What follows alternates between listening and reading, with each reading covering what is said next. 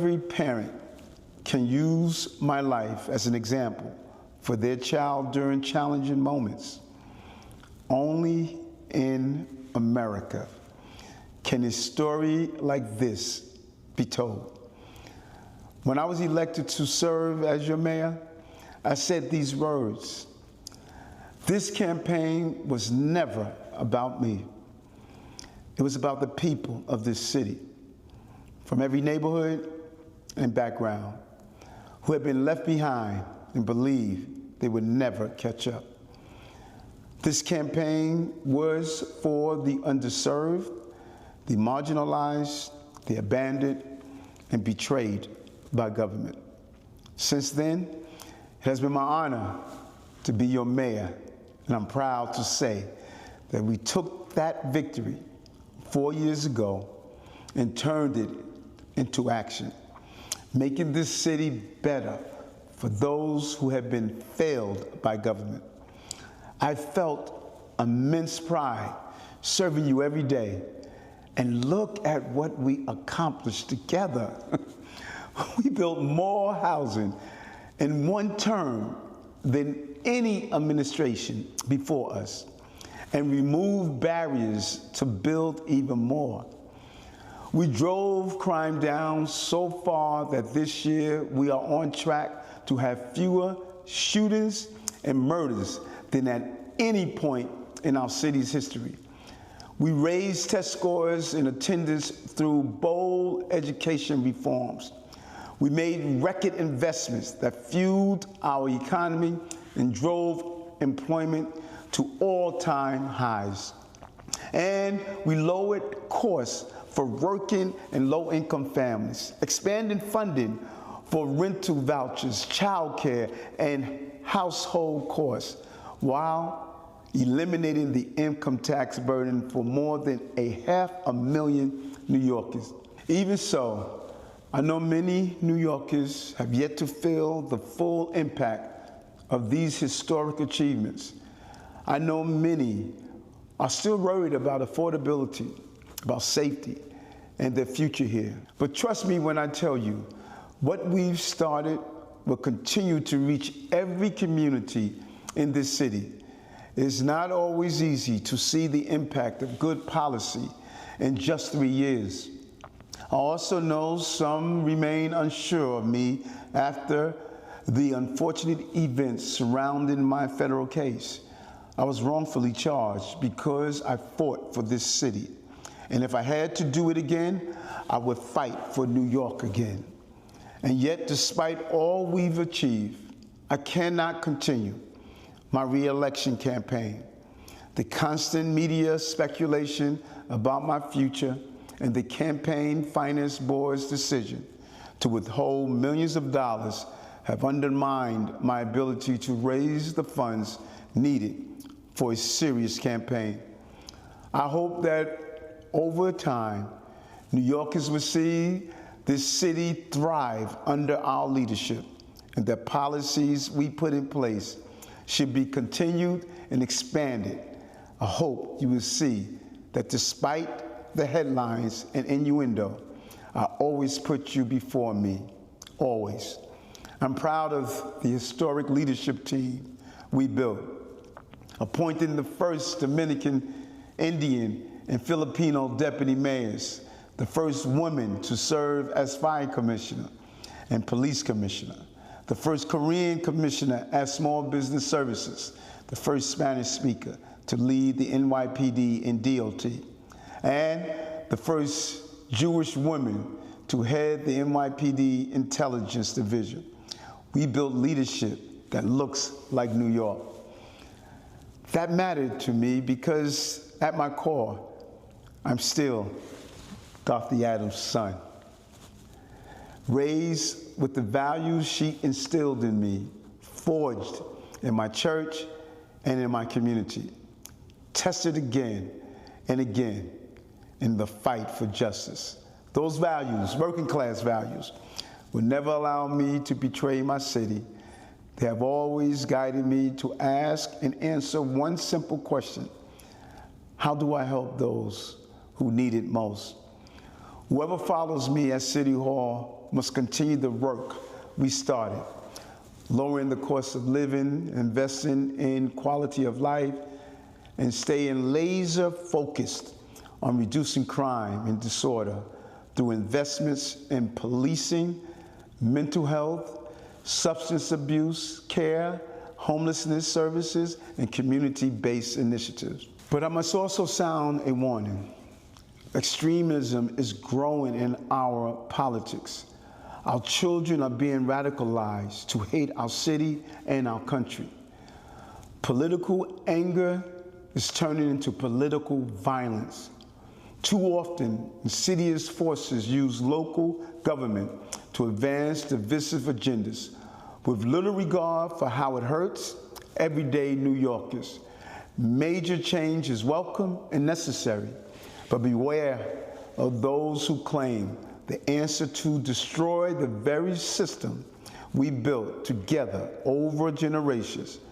That is not change, that is chaos. Instead, I urge New Yorkers to choose leaders not by what they promise, but by what they have delivered. Although this is the end of my re-election campaign, it is not the end of my public service. I will continue to fight for this city, as I have for 40 years since the day I joined the NYPD to make our streets safer and our systems fairer. The quest for justice is far from over. Inequality persists, innocents still suffer. New Yorkers deserve better every single day. And until the end of my term, I will fight for just that.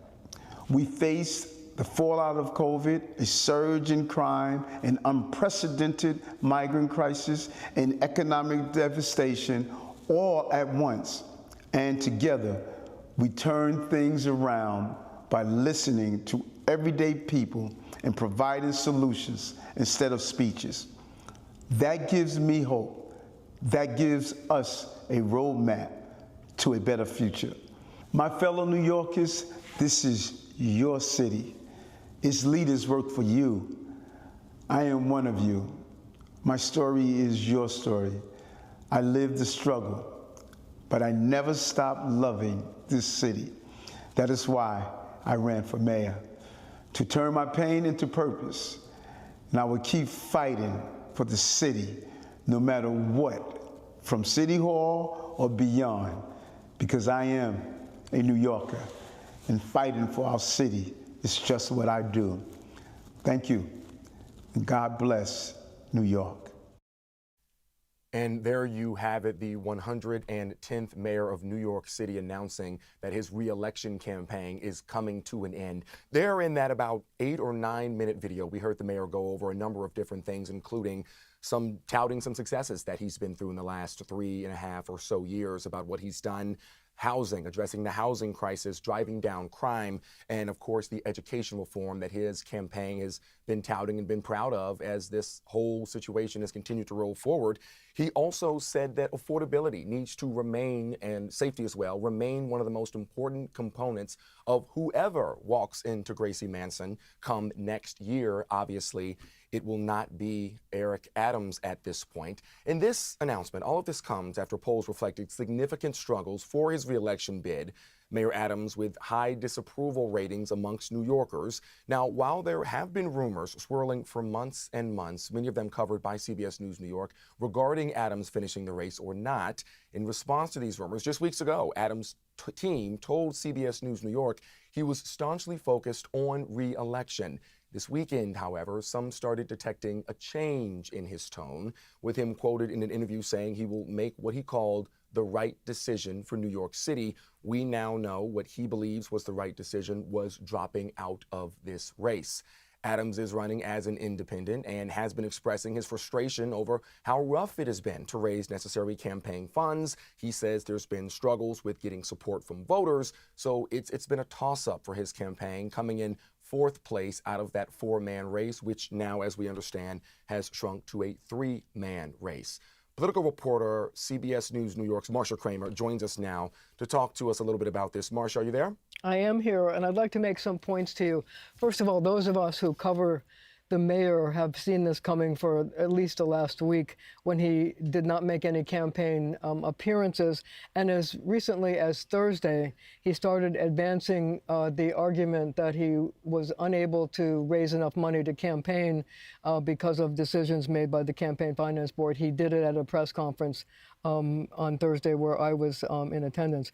I also want to point out several points. First of all, if you saw the video of the mayor, he had a picture of his mother next to him. He also had a picture of his mother the day he took the oath of office. So he's beginning and ending his reign at Gracie Mansion with his mother very, very prominent in his thoughts. And the reason for that is that she pushed him to be the best that he could be. And in fact, she used to take him into the polls and show him names on a ballot, which is he credits with giving him his first inkling of a career in public service. Also, in talking about his decision to drop out, you have to also take a look at the polls. He was never able to break double digits. He was always in single digits, running fourth in a field of 4. And I guess he determined that the power of incumbency enabling him to use the bully pulpit to make his case was just not strong enough to get him to rise in the polls. But, as you said, this sort of sent shockwaves, even though it was anticipated, through the political community. One of his prime opponents, Zohar Mamdani, issued a statement, and I want to read it to you because it says what he's been saying in his campaign. Donald Trump and his billionaire donors might be able to determine Eric Adams and Andrew Cuomo's actions, but they will not dictate this election. New York deserves better than trading in one disgraced, corrupt politician for another. On November 4th, we are going to turn the page on the politics of big money and small ideas and deliver a government every New Yorker can be proud of. Now, you have to look at this statement and realize that now Mamdani realizes that although Curtis Sliwa is in the race, he realizes that Andrew Cuomo is now going to try to make this seem like it's a two-person race. I did reach out to the Cuomo campaign for a statement. The governor himself, former governor himself, told me he's still reading the statement and would get back to us. But he, in the past, has said that no matter how many people have their names on the ballot, people will understand that voting for either him or Mr. Mamdani it's a choice between the two of them, and he's asking people to look at it as a choice between the two of them. And it remains to be seen whether voters are going to agree with that or not. But I think there was a hint, a little bit of a hint, in the mayor's statement when he said, when he dropped out, he said, "I urge New Yorkers to choose leaders not by what they promise, but what they have delivered." And the reason I'm pointing that out to you, Alan, is that in this past several days, the mayor has pointed out that a lot of the promises that Zohar Mamdani has made are undeliverable. For example, on Thursday, when he was talking about Mr. Mamdani, he pointed out that he promised that there would be a rent freeze. And then the mayor said, but he can't deliver on that for everybody because he can't freeze the rent for NYCHA people. He can't freeze the rent for people who live in market rate apartments. He can't freeze the rent for people who live in Mitchell-Lama. What he did say, however, was that Mamdani could freeze the rent on the apartment he lives in, which he said, and I quote, was comical. I also would like to tell you about a statement that Curtis Sliwa issued, saying, his spokesman saying that he's the only candidate who can defeat Mamdani. Our team, our resources, and our funding are unmatched. Most importantly, we have the best solutions to help working people afford to stay in New York City and feel safe. That came from his campaign spokesperson. Also, the governor was very praiseworthy in putting out her statement, pointing out to a number of initiatives that she and the mayor had worked for together. She said that he'd been a good partner in government, and she talked about the housing plan, the City of Yes, mental health services, bringing down crime on the subways and getting guns off the street. And she said, and I quote, "I have been grateful for his partnership. He leaves New York City better than he inherited, and that will always be central to his legacy as mayor." Now, I can also tell you that in the last several months, the mayor has been very reflective of his term in office and his chances of being reelected. He said, I guess 2 months ago, that he'd been walking through City Hall, And he realized that no matter what happens in this election, that his portrait will go up in the halls of City Hall as the second black mayor of the city of New York. And he said he was very proud of the fact that his picture will always be in City Hall. Now, also, I can tell you that over the last several days, there have been rumors that people close to him have been trying to negotiate life after government for the mayor and trying to negotiate a job. There have been all kinds of job offers, all kinds of speculation. I presume that's going to continue. Although the mayor says that this continued speculation of what he was going to do was one of the factors that made it difficult for him to raise money to run for office. I can also tell you that people, statements from people are pouring into our newsroom. The Reverend Al Sharpton, who was a friend of his for a while, said he was honored that that the mayor appeared on his show last night. And he said, quote, "We've been friends for nearly 35 years, and he helped us establish the National Action Network in 1991. He's been a friend of the National Action Network year in and year out, especially over the last almost 4 years he led New York City. NAN remains focused on continuing our work of making New York City safe, livable, and prosperous for black and brown communities." The one thing also I should point out is that it's too late to have his name taken off the ballot. And so there will be a lot of names on the ballot, people who have not gotten out of the race and some people who have been in the race. And so when voters go to the polls, they're still going to have the choice of the top 3 people who are still running, but also other people who are either running as independent candidates like Paperboy Prince, or people who have taken their names out of contention like Jim Walden. It's going to remain to be seen, however, whether this turns into a 2-person race or if, in fact, Curtis Lewa is able to make inroads. Now, pundits that I've spoken to say that they believe that the bulk of the votes that have been supporting Mayor Adams would go to Andrew Cuomo, but it's unclear at this point whether or not that's going to be enough for him to be a major contender, because so far, most of the polls have shown Mr. Mamdani with at least a 20-point lead. One more thing I can tell you, Alan, is that the business community is also weighing in. Kathy Wild, the head of the Partnership for New York City, talked about the number of accomplishments that he has done, including increase in jobs and economic output and tax revenues, and an unprecedented record in reducing gun violence and bringing down crime. She also talks about changes to the zoning laws, the housing plan, improvements in sanitation services, education, and public safety. And she said, all will be the record that Mayor Adams leaves behind him. So it's sort of ironic in a sense, because in the last several months, the mayor has been touting his records of achievement over the last 4 years, but it didn't seem to make much of a dent in the polls. But now, when taking himself out of the race, people are now pointing to the achievements he's been trying to talk about for the last several months and saying it's part of a legacy he could be proud of. Alan? All right, Marcia, yeah, a lot of information there. The race for Eric Adams specifically is over, but as you said, the race for mayor is far from over at this point. We've still got over a month till Election Day. And like you said there as well, Marcia, we're going to be reviewing the legacy that Eric Adams is leaving behind as he today announces the end of his reelection campaign. We're going to be speaking to his supporters, the people here in New York City that wanted him to serve a second term as mayor.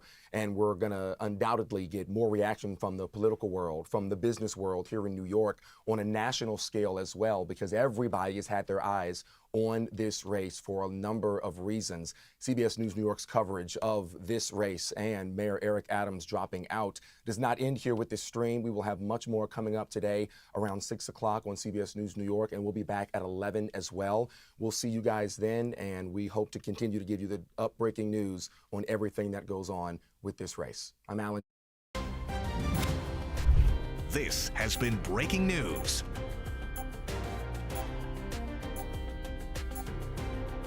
All right, now to breaking news. Multiple NYPD officers hurt after a police vehicle overturned in Manhattan. It happened in East Harlem, and that's where we find Zania Maldonado to give us the latest. Zania.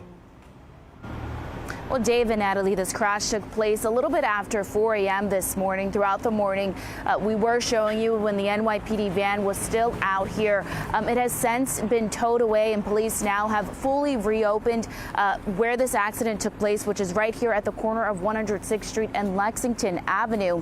Now, video taken shortly after this accident shows that NYPD van had been flipped over.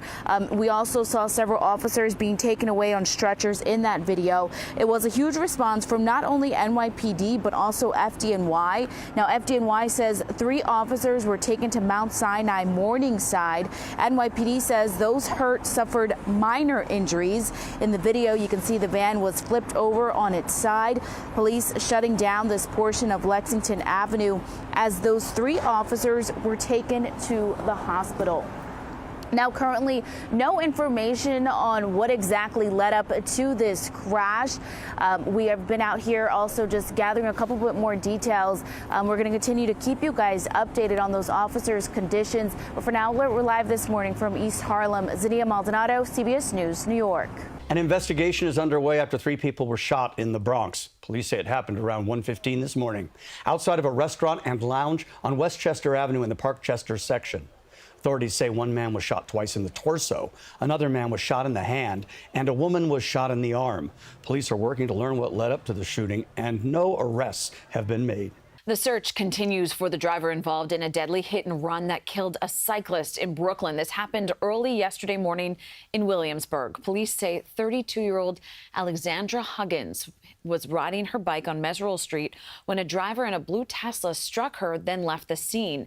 Officials say she was pronounced dead at a nearby hospital. Residents in the area say it's a situation they're far too familiar with. I feel like that's pretty common out here. I've been hit by a few cars. What we actually need is a design change. So a physical, piece of concrete that actually blocks cars and drivers, reckless drivers, from killing New Yorkers on bikes. According to Transportation Alternatives, data released to CBS News New York so far this year in New York City, 156 people have been killed in a traffic crash, and of those, 14 were cyclists. New York State Police are investigating a deadly plane crash in Ulster County. It happened before 2:30 yesterday afternoon at the privately owned Cobalt Wallkill Airport. Police say a small single-engine plane crashed while attempting to take off and caught fire. The pilot who was on that was the only one on board and died. The FAA and NTSB are also investigating. In other news now, in Portland, Oregon, the city is preparing for the deployment of troops to protect immigration and customs enforcement facilities that the president says are under siege by Antifa. Christian Benavides reports on the growing tensions over the administration's immigration crackdown.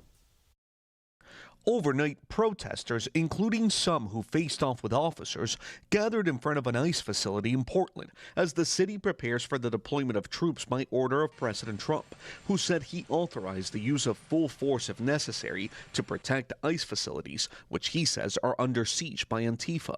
Have you seen Portland at all? If you take a look at what's happening in Portland, it's, this has been going on for years. It's just people out of control.